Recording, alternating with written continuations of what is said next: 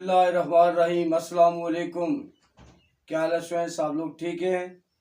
जी अल्हम्दुलिल्लाह, मैं भी ठीक हूँ। आज डेट है आपके पास 9 जनवरी 2026। 9 जनवरी 2026 आज की डेट है और आज डे है फ्राइडे। और सब्जेक्ट है फिजिक्स का और क्लास आपके पास 10th A, B और C तीनों क्लासेस मौजूद हैं। और यूनिट नंबर आपके पास 21 न्यूक्लियर फिजिक्स के हवाले से। और आज का टॉपिक क्या है? Nuclear decay. स्टूडेंट्स, अभी आपको कुछ बातें बताते चले कि आपको बताया गया था कि अनस्टेबल जो न्यूक्लियाई होते हैं वो रेडिएशन इमिट करते हैं। 3 तरह से रेडिएशन होती है, अल्फ़ा, बीटा और गेमा। तो हम आज आप लोग देखेंगे इक्वेशन की सूरत में कि अल्फ़ा डिके होगा तो किस तरह की इक्वेशन होगी, बीटा होगा तो किस तरह की इक्वेशन होगी और गेमा डिके होगा तो किस तरह की इक्वेशन होगी। तो सबसे पहले मैं आपके सामने अल्फा डिके की एक जनरल इक्वेशन लिखूंगा। ये एक्स आपके पास एक अनस्टेबल न्यूक्लियाई है, जी उसका एटॉमिक नंबर है और ए उसका मास नंबर है। यहाँ से एक अल्फा पार्टिकल निकलेगा, डिके होगा और अब उसके जो एटॉमिक नंबर है उसमें -2 होगा और जो मास नंबर है उसमें -4 होगा। ठीक है, एटॉमिक नंबर 2 कम हो जाएगा और मास नंबर 4 और एक अल्फा पार्टिकल यहाँ से डिके हो जाएगा, यहाँ से निकल जाएगा।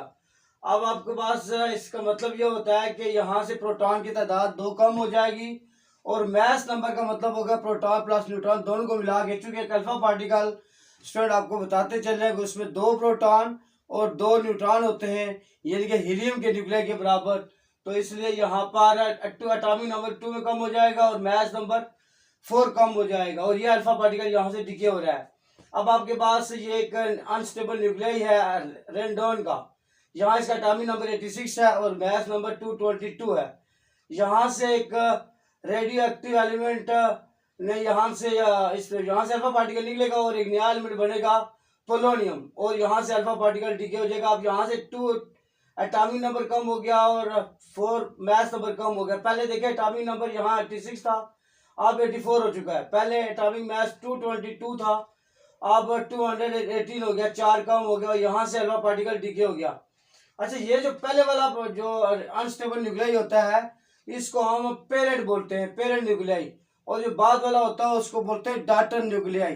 तो पेरेंट में से 2 कम हो गए, एटॉमिक नंबर में से और 84 हो गया और यहाँ मास नंबर यहाँ 220 से 4 कम हो गया और 218 हो गया और यहाँ से एक अल्फा पार्टिकल निकल गया। तो ये था स्टूडेंट आपके पास अल्फा डिके। अब सेकंड आपके पास आता है बीटा डिके।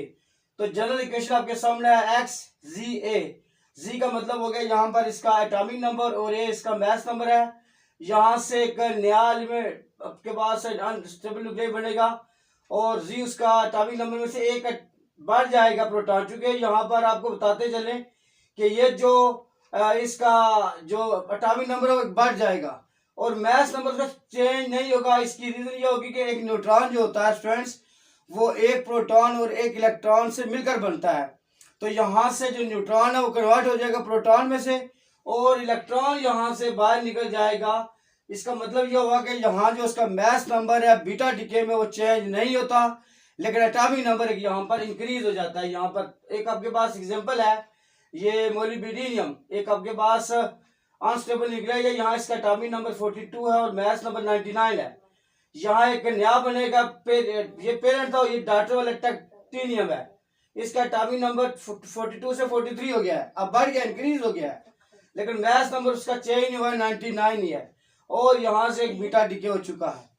तो ये स्टूडेंट आप उम्मीद है कि आपको अल्फा और बीटा समझ आ गया होगा। अब लास्ट आपके पास गेमा डिके। गेमा में क्या होता है कि कोई भी जो अनस्टेबल न्यूक्लियाई होता है वो एक्साइटेड स्टेट में होता है। एक्साइटेड स्टेट का मतलब होता है कि इलेक्ट्रॉन जंप करके लो लेवल से हाई लेवल में मौजूद होते हैं, वो वापस आते हैं ग्राउंड स्टेट पर और ऐसी सिचुएशन में वो क्या करते हैं, गेमा डिके करते हैं। ये देखा स्टार डाला मैंने, इसके ऊपर यहाँ अनस्टेबल है। अब यहाँ पर स्टार क्या है तो ये क्या हुआ, यहाँ पर एक गेमा डिके हो चुका है। ये एग्जांपल आपके सामने कोबाल्ट 27 एटॉमिक नंबर है, 60 इसका मास नंबर है और उसके ऊपर देखिए स्टार है, यानी कि एक्साइटेड स्टेट में है। अब ये वापस कोबाल्ट 27 और 60 पर गया है तो इसका मतलब ये स्टार खत्म हो गया। ये पहले एक्साइटेड स्टेट थी, अब ये ग्राउंड स्टेट हो चुकी है और यहाँ से एक गेमा पार्टिकल निकल चुका है। स्टूडेंट्स आपको उम्मीद है कि आपको आज का जो टॉपिक है न्यूक्लियर डिके के हवाले से वो समझ आ गया होगा। अब आप लोग अपनी कॉपी और पेंसिल पकड़ लें और आज के जो क्वेश्चन है वो नोट करें। फर्स्ट ऑफ ऑल आप लोग लिखे what is mean by nuclear decay. आपने क्वेश्चन का आंसर देना है न्यूक्लियर डीके क्या होता है। फिर आप लोग तीनों आपके पास जो न्यूक्लियर डीके हो रहे हैं अल्फा बीटा और गेमा के बारे से लिखेंगे। Right general equation and give example of alpha beta and गेमा डीके। तो ये क्वेश्चन आप लोगों ने नोट करना है और इसको याद भी करना है। उम्मीद है कि आपको आज का ये लेक्चर समझ आ गया होगा। खुदा हाफिज।